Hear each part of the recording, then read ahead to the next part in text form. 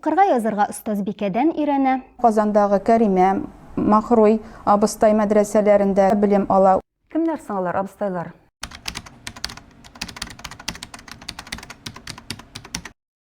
Бик борынгы заманнарда ук безнең бабаларыбызның үзләренең мәгариф системасы булган.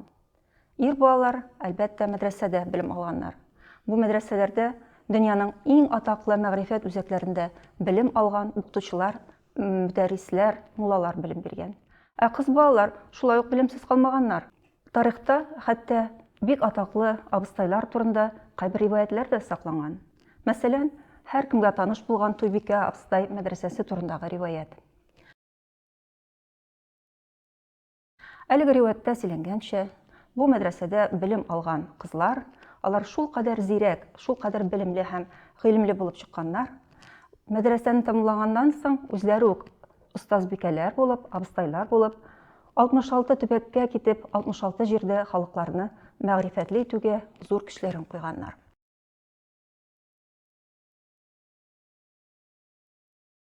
Әлбәттә, балаларга, кыз балаларга дини белем бирә торган ханымнар, хатыннар башка мәдәниятләрдә, башка халыкларда да булган. Мәсәлән, Кытайдагы яки Индонезиядагы кайбер мөселман халыкларда кыз балаларга белем бирә торган шундый хатын-кызлар булган, укытучылар. Ләкин татар абыстайы системасы әлеге хатын-кыз укытучылардан күпкә аерылып торган. Иң беренче чиратта ул вазифаларының киңлеге һәм гомумән бу күренешнең улпатлыгы, зурлыгы белән аерылып торган.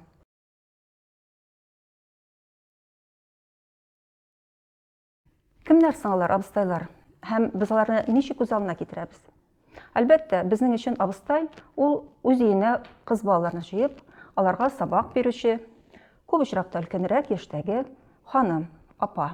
Әлбәттә, абыстайның иң беренче вазифасы ул кыз балаларга сабак бирү, кыз балаларга дин гыйлемен өйрәтү, намаз укырга өйрәтү, Коръән өйрәтү һәм әлбәттә дини тәрбия бирү булган.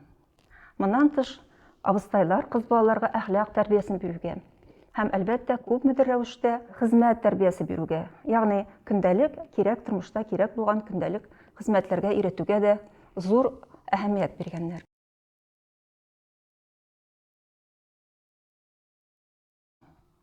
Моннан тыш, абыстай ул мәхәллә халкы хатын-кызының үзенә күрә бер дини лидеры, әйдәманы, ягъни җитәкчесе дә булган. Абыстай ул мулла хатыны, мулла җәмәгате генә түгел, ә гыйлемле дини яктан бик зур белемнәргә ия булган ханым да булган.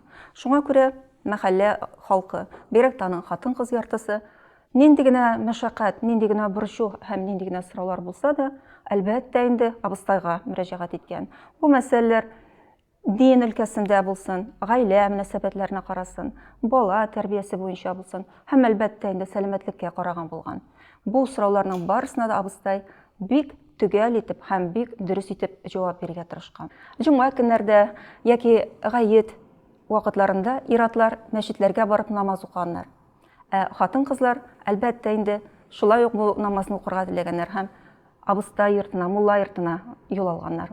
Абыстай белән берлектә гает намазларын, җомга намазларын укып, соңыннан вәгазьләр сөйләп, абыстай аларга вәгазьләр сөйләп, алар бергәләп чәй эчеп, шулай итеп бу бәйрәмнәрне уздыра торган булганнар. Абыстайлар, татар абыстайлары турында әлбәттә мәгълүматлар бик күп сакланмаган. Ләкин шулай да 19 гасыр ахыры, 20 гасыр башы татар мәгърифәтчеләренең кайбер китапларында абыстайлар белән бәйләнешле кайбер бик матур хатирәләр сакланган. Мәсәлән, Фәхрелбанат Сөләймания, күренекле педагог һәм мәгърифәтче, үзенең Мәгалимәтел Банат дип аталган балалар өчен язган китабында, дәреслегендә үзенең әби, бабасы Бәрәңге авылында, бу авыл бүгенге көндә Марий Эл Республикасына карый, яшәгән шушы авылның мулласы һәм абыстайы турында үзенең истәлекләрен язып калдыра. Алар турында 20 гасыр башы вакытлы матбугатында кайбер материаллар очрый.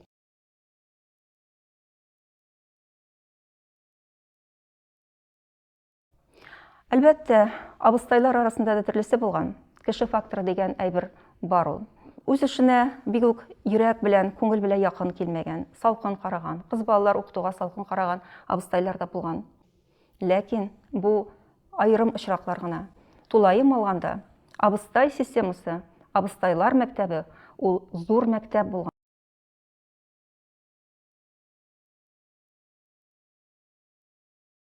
гомумән татар мәгарифенең генә түгел, милләтнең, татар милләтенең яшәешенә һәм аның сакланып калуына да зур өлеш керткән факторларның берсе дип әйтергә мөмкин. Тик менә генә 19 гасыр ахырында җәдид мәктәпләре барлыкка килә башлаганнан соң, ул мәктәпләрне оештыруга, аларда укытырга алынган кешеләрнең күпчелеге иң беренче чиратта җәдид муллаларның хатыннары, абыстайлар булган. Мәсәлән, Казан шәһәрендә Мөхәммәдия мәдрәсәсенең җитәкчесе Галимҗан Баруллинның хатыны Махруй абыстай 1890 елда кызлар өчен мәктәп ачып җибәрә.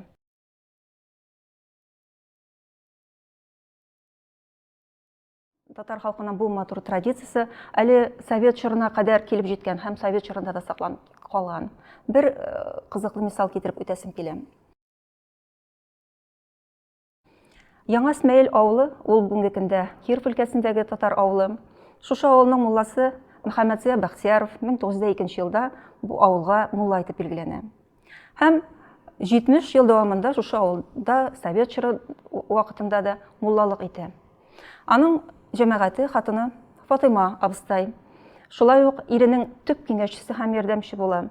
Һәм җума көннәрендә шушы авыл ханымнарының сөйләү буенча, җума көннәрендә авыл хатыннары һәрберсе үзенең хәленнән килгәнчә садака алып, ул инде берничә күкәй, бераз гына он яисә ипи булган, шуны алып абыстай өенә юнәлгәннәр. Һәм бергәләп намаз укып, бергәләп вәгазь тыңлап, тәмле итеп чәйләр эчеп утырып үзләренең садакаларын бирә торган булганнар.